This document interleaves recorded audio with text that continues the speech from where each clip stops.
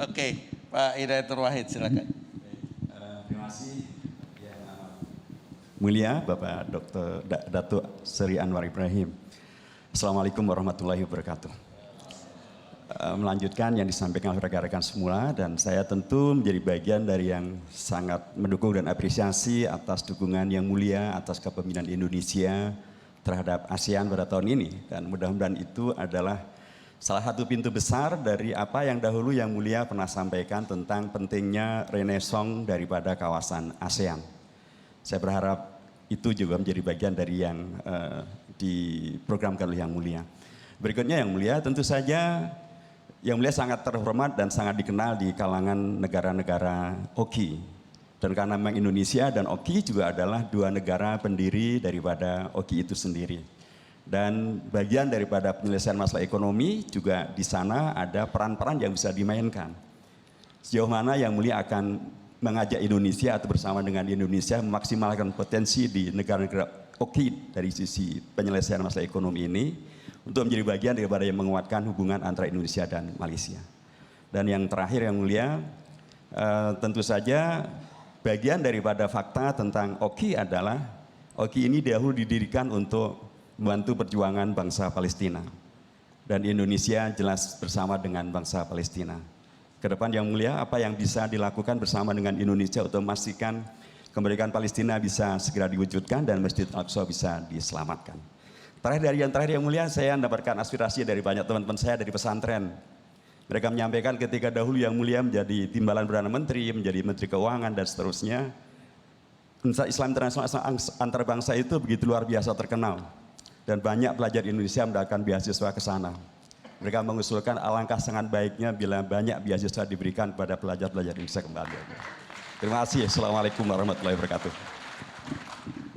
Terima kasih Pak Hidayatul Wahid.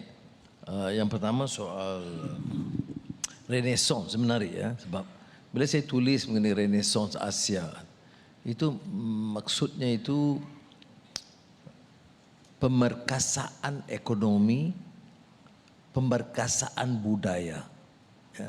Banyak orang melihat Renaissance itu economic base. Ekonomi masih fundamental, tetapi kita kan manusia, maknanya islah itu mestilah, dan renaissance itu mesti pertamanya pemerkasaan ekonomi, tapi pemerkasaan budaya. Ya. Dan kita ni agak tempang sedikit ya, bila angkat sikit ekonomi dan teknologi, budaya itu dikesampingkan. Sebab itu bagi saya, dan budaya ini dalam arti kata yang lebih luas, soal nilai, soal akhlak, soal kecintaan terhadap ilmu, lazzatul ma'rifah gitu ya. Jadi ini harus kita tonjolkan. Itu kalau masuk Renaissance Asia.